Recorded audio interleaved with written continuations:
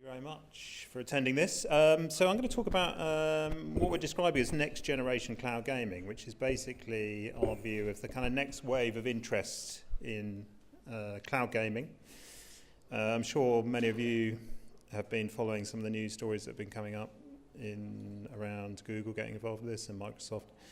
Our idea is to give you a bit of background on how the sector's suffered over the years since OnLive launched, and what's different now in terms of the opportunity, what that means for content owners and developers, potentially what opportunities, and what we're sort of predicting for this year.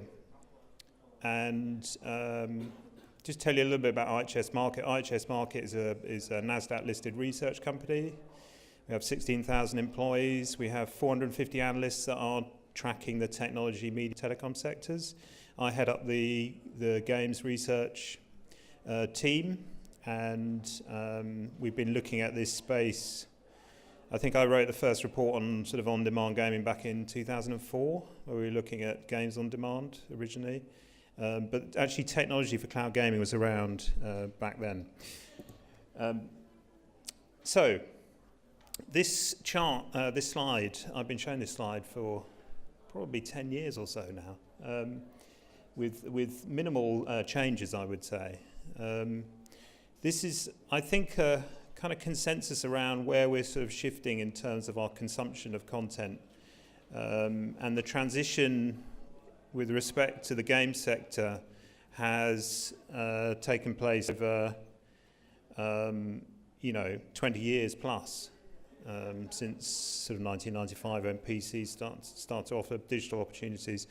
And then we've obviously had a wave of console connectivity, and that's brought in more digital opportunities.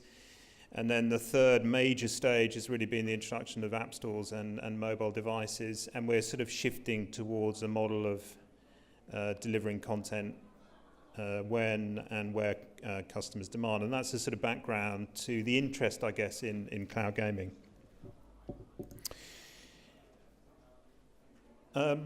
There's been a lot, and I'm sure many of you followed, there's been a lot of experimentation in terms of cloud gaming.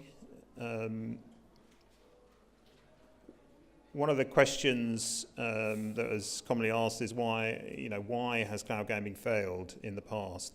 And I think the number one reason is really around virtualization costs, the actual cost of service delivery. As a commercial proposition, GPU instances in the cloud is actually not that scalable, it's not that cheap, and it has an impact on all other areas of your proposition to the consumer. So, for example, content, being able to secure premium content for your offer. And I think that's why OnLive suffered.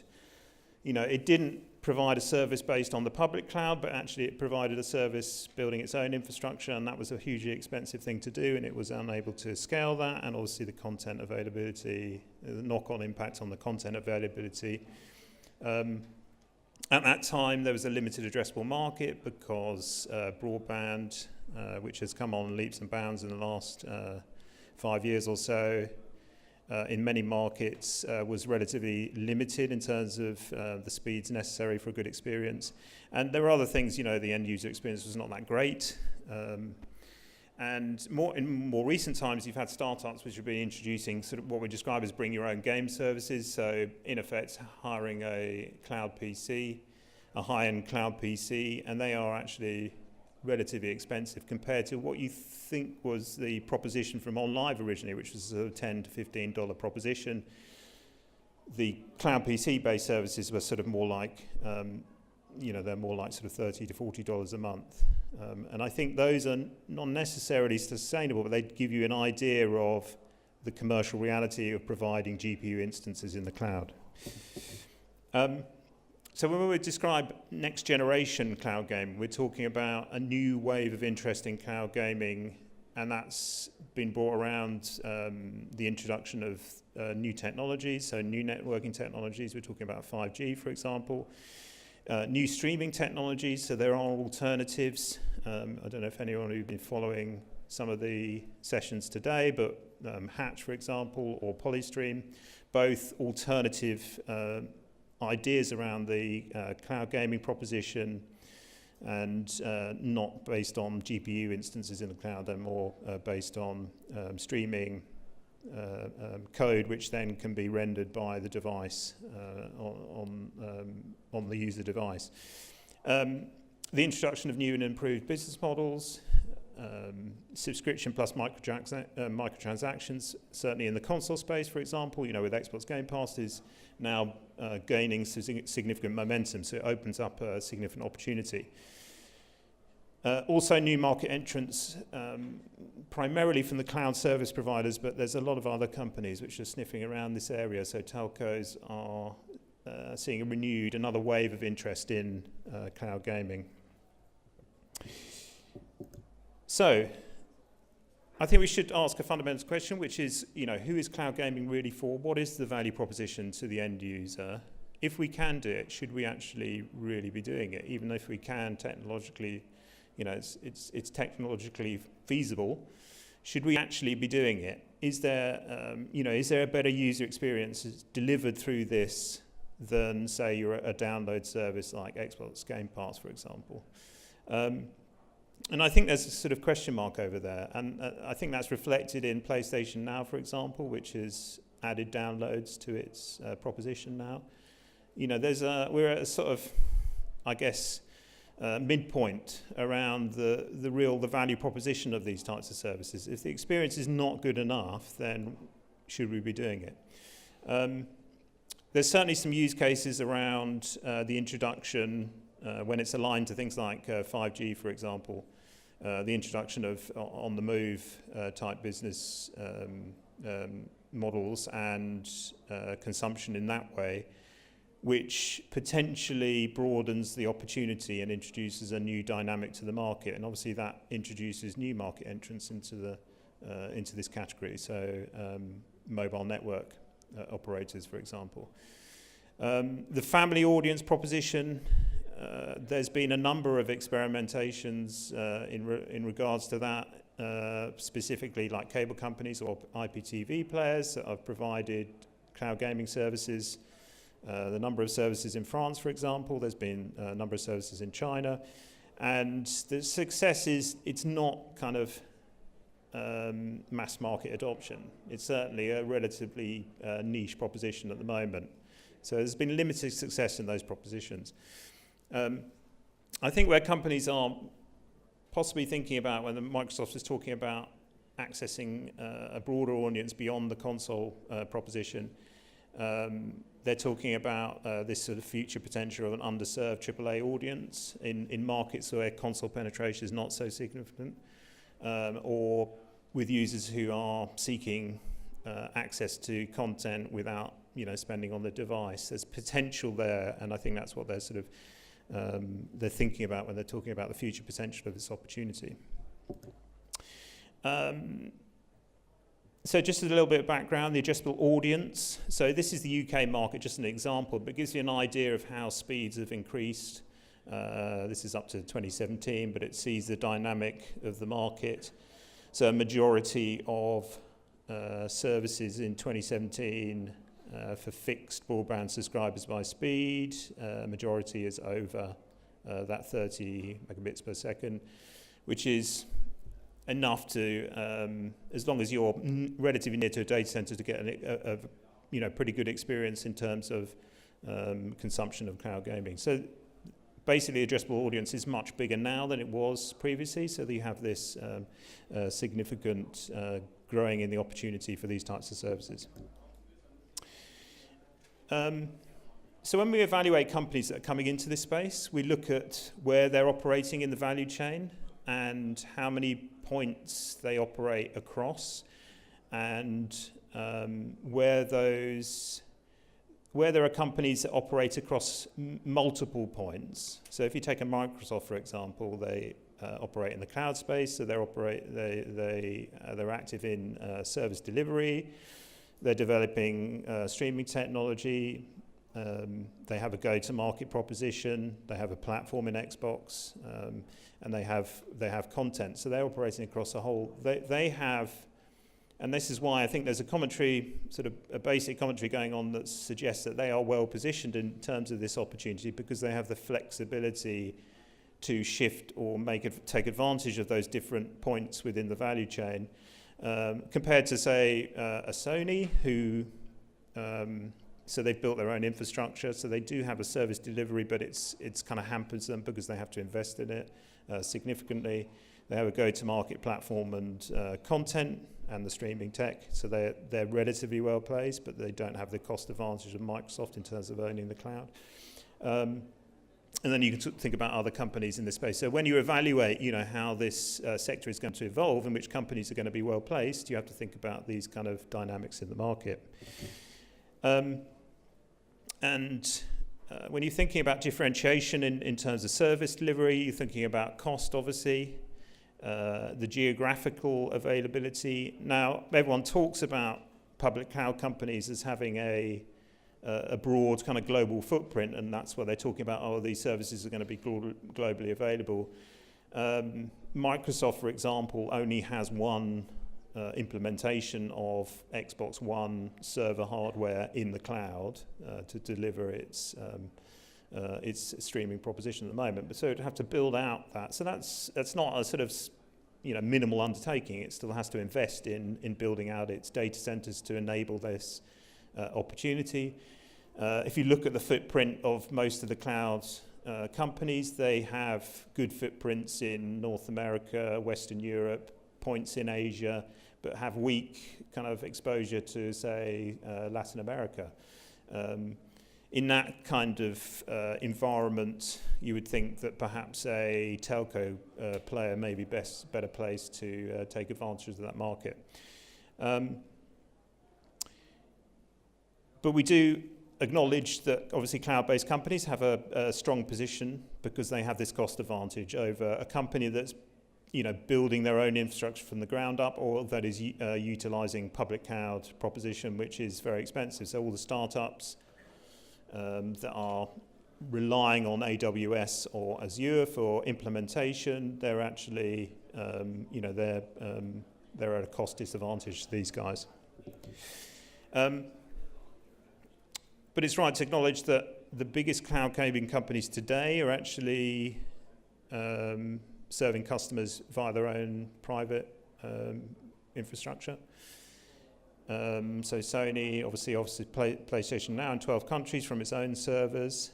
But I think that's one of the sort of hindrances to the expansion of that service, is the fact that they have to invest significantly. You have to get to a certain point to be able to launch that service in a specific geography. Cloud Games is an interesting. It's one of the major players in China, for example. It's built its own infrastructure, so that's 30 points of presence across Tier 1 and Tier 2 cities in China. It actually wants to become a cloud provider to third parties. So this is a kind of application use case for them, and they're sort of expanding out into cloud services themselves. So there's a question mark over, what's the sustainability of this type of approach, I would say. And I was talking about telcos. I think telcos are increasingly interested. We've had a few announcements recently. Verizon investing in companies, Charter Communications, cable company investing. There's been a significant history, or long history, of telcos being involved in this space. Telecom Italia, Orange in France, China Mobile. With the introductions of new form factors, so these foldable screens which are coming into the market now, there's a genuine interest in providing more advanced content to those types of devices. And similarly, with the rollout of 5G, obviously that opens the market to new entrants, so mobile network operators as well, whereas previously it had been sort of focused on fixed operators or multi-channel operators that were operating with cable and IPTV networks. This is specifically looking at increasing the opportunity really for 5G players, and they're looking for ways to push 5G services. So they're looking at interactive content as one of those propositions. Well, when you think about 5G, we have to think about, when it's going to make an impact in the market. This is our latest view on a regional basis of how 5G is going to be rolled out, significantly led by Asia Pacific territory and adoption, but it's not going to be it's not going to have a major impact in the market until 2022 and 2023. This is our sort of judgment at the moment. So we're going to be waiting a few years, I think, until that has an impact. So Microsoft talking about how 5G is going to be possibly, the rollout of their streaming services is going to be aligned quite significantly with 5G, they think, if they're thinking about targeting, new device and form factors of the device. You've got to think about that in the context of how 5G will be rolled out. So I don't think anyone should be expecting a major impact from these propositions in 2019, for example. I already touched on this new streaming tech.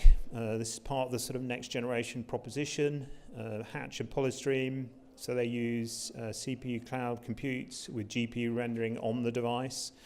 I think the challenge with this is that although it's much easier to scale, it's much cheaper to actually provide the service. It's actually you're having the the actual limitation on the audience on the user side. So they have to actually have a device which is capable of rendering that content. So there is some significant limitations to that on the consumer end, whereas the GPU-based instance servers have limitations on the sort of server end because of the expense there. So there's different approaches to this market. One of the interesting things, which I think is, there's general consensus around this, is that subscription services have become much more interesting because you can apply additional business models to subscription services. So you can apply microtransactions to content. And it's not just, so when OnLive was first launched, it was about replacing retail sales with a subscription offer, and that's why their content was so poor.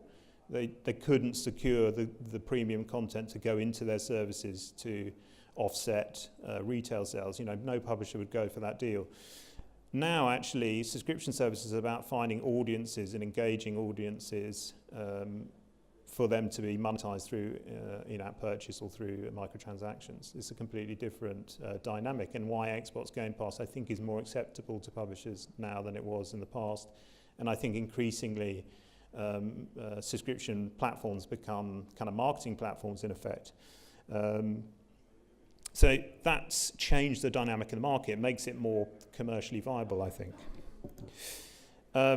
One aspect which I think is interesting and should be made aware of is that we think, because with the sort of fragmented distribution channels, increasing numbers of players coming into this space, we actually think content windowing is going to become more significant. And that has potential opportunities for content owners. We've seen on Epic Games Store some of the negotiations that have been going around in relation to the content that's being signed exclusively for their distribution platform. I can imagine that becoming more evolved and more numerous in the context of cloud gaming as well. But I think on the consumer end, you've got to ask how many services consumers will want to subscribe to, and so that's one thing to keep in mind. So this is our market sizing for cloud gaming. This is what we describe as cloud gaming services. This is not bring your own PC services. This is monthly subscription services. Similarly, it's not services which are give you a few hours access, or you can pay for day access, or which some of the startups are flexibly applying in markets like China, for example. So there's obviously a significant way to go in terms of the opportunity. So I'm running down. I just want to finish on 5 key cloud gaming predictions for 2019.